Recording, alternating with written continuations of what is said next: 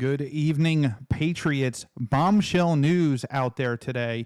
Bombshell news about Joe Biden, his family, and the absolute corrupt nature of them and their politics. So the House Oversight Committee has been investigating. They've been looking into Hunter Biden. They've been looking into Joe Biden, and they found payments from the CCP, which is the Communist Party of China, directly to the Biden family.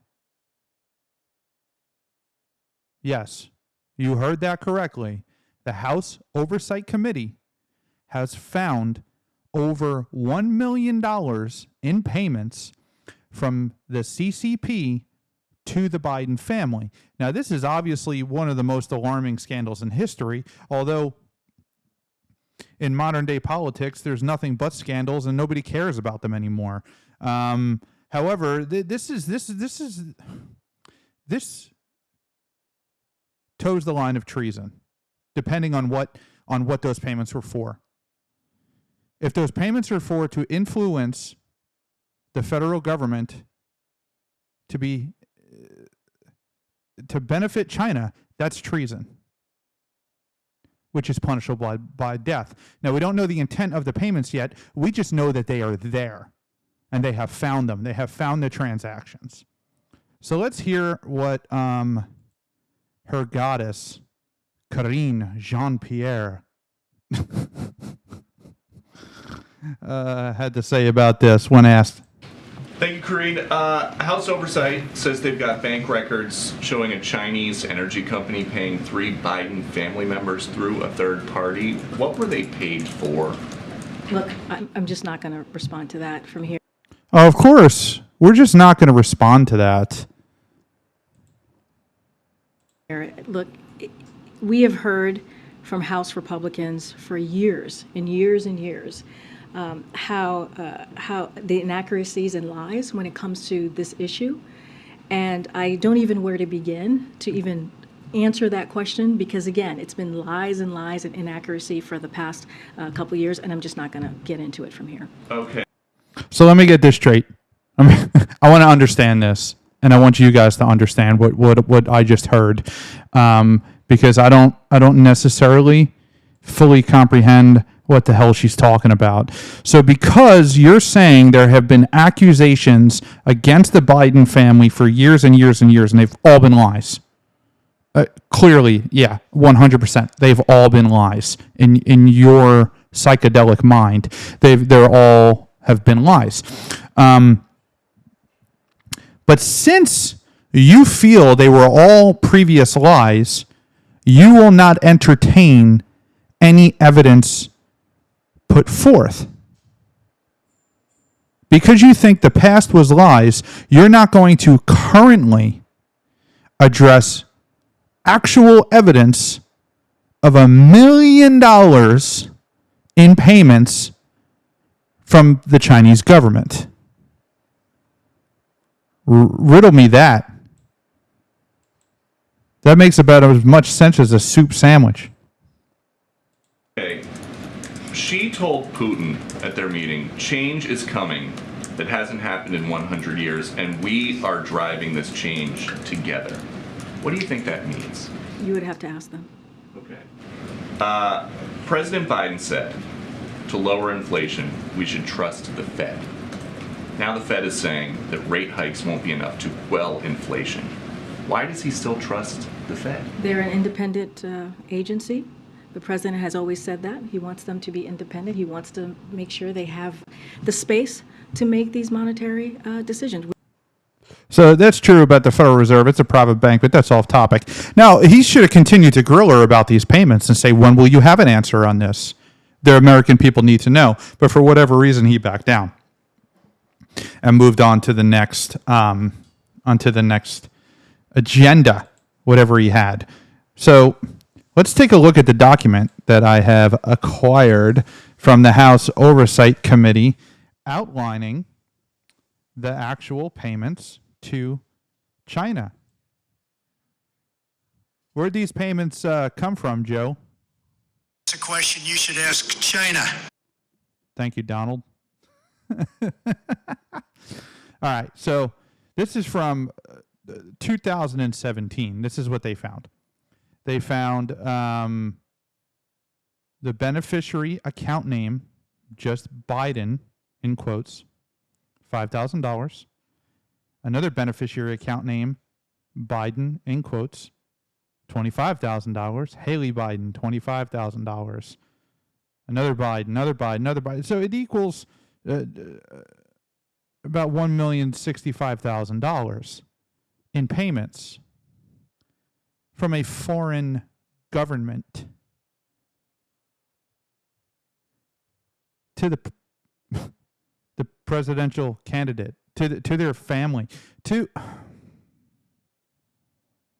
a lifetime politician who has a tremendous amount of power and influence. If you ever wanted to know, or if you ever cared how somebody enters Congress or the Senate making $200,000 a year and leaves as a multi-millionaire, it's because of schemes like this. It's because of things like this, because of companies paying them, foreign influence, checks, scandals. Scandals. So we have had, China is an emerging powerhouse, okay? And this is not something that anybody should take lightly when it comes to China. A couple things about China and their tech. So what China is doing with their technology is they're trying to infiltrate every country in the world. They're trying to get inside everybody's cell phone and get everybody's data. And they have already in the United States. We had WeChat, and then we had TikTok, and that's what they were doing. Now, if you don't know what WeChat is, in China, WeChat is the app for everything, right? Anything you want to do, you use one app. It's WeChat. If you want to make reservations at your local restaurant, you do WeChat. If you want to call a cab or an Uber or some sort of transportation, it's WeChat. You want to call somebody, it's a WeChat. Literally everything you do in China, you do through WeChat. Not having WeChat on your phone is like you might as well not even have a phone because you can't do anything. Now, the caveat to that is that it's owned by a company called Tencent. Now, this company is very much integrated in the CCP. They might as well be an agent of the CCP, right? They use their facial recognition software to keep databases on how everybody looks so that they can find people just walking through the streets using other cameras. They monitor and censor their text messages, their social media. Every aspect of their life is controlled through WeChat. The thing is designed. It is designed to build, hold, and obtain information as a database. Now, why is this relevant? Why is the Chinese infiltrating the United States relevant? Excuse me. Maybe it's because we've seen some similar behavior in the United States.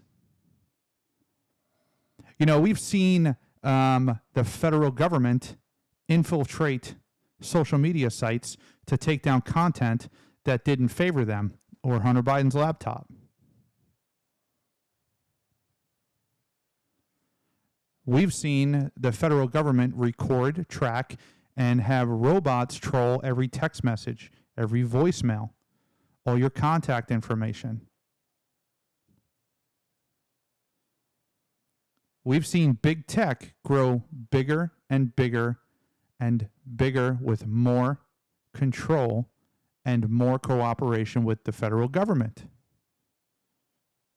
We've seen Google restrict stories from the search engine when it pertained to Hillary Clinton or Hunter Biden's laptop.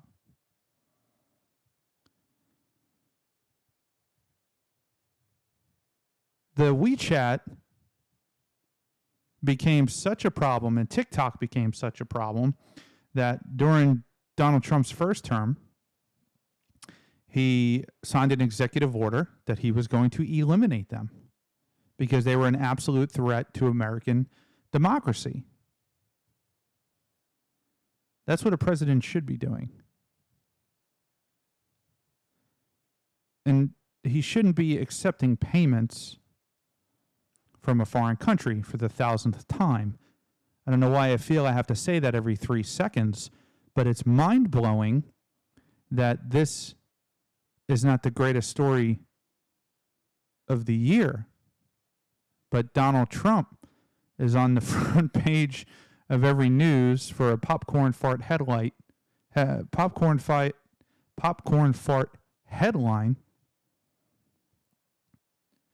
for paying off Stormy Daniels 8 years ago.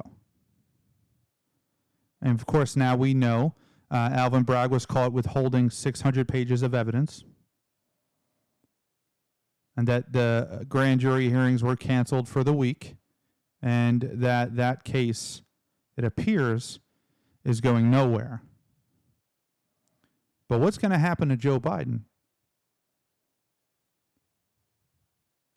when we find out where these payments come from, if they came from somewhere negligent or somewhere mischievous? That's a great question. I mean, we've seen corrupt politicians. We saw Hillary and her emails, deleting all of her emails. What happened? Nothing.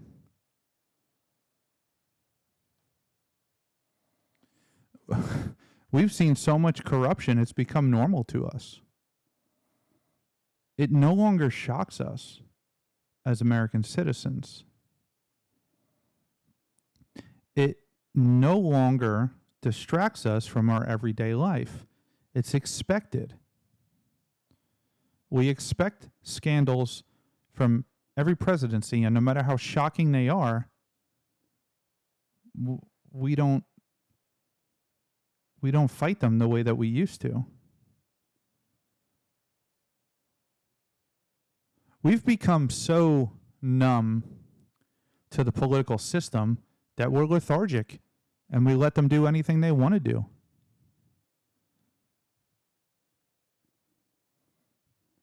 We don't resist. We don't go out and vote them out of office. We just sit back and accept what we're given. And that's not what this country's founded on. This country is founded on people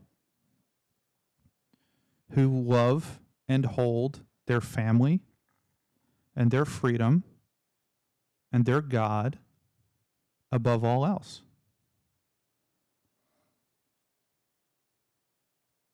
And this system is set up so we don't have to fight anymore physically. We have to fight intellectually. We have to fight through voting. We have to fight through our freedom of the press, our free speech, our protesting peacefully. The reason the big government candidates always win is because the big government candidate supporters are heavily involved in activism, where the limited government supporters, like you and I, are not involved in activism.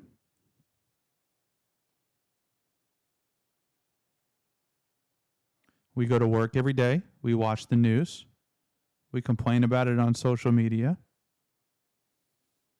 But we don't write letters to our congressperson. We don't write articles and submit them for opinion newspapers.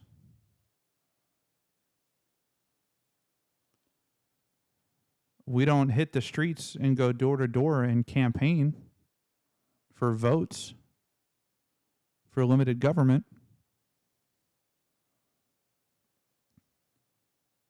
We need to get more involved.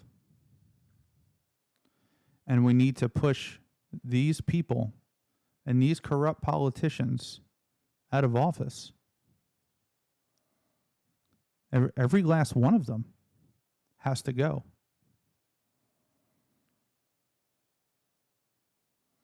If you're listening, don't forget to like, share, and subscribe. Follow us on Apple Podcast, YouTube, Rumble, and all of the social media sites. I am now on Twitter. I'm probably going to hit 100,000 followers on Facebook tomorrow. Thank you all for that. I thank you. My family thanks you. Don't forget to like and comment. And thank you very much for tuning in.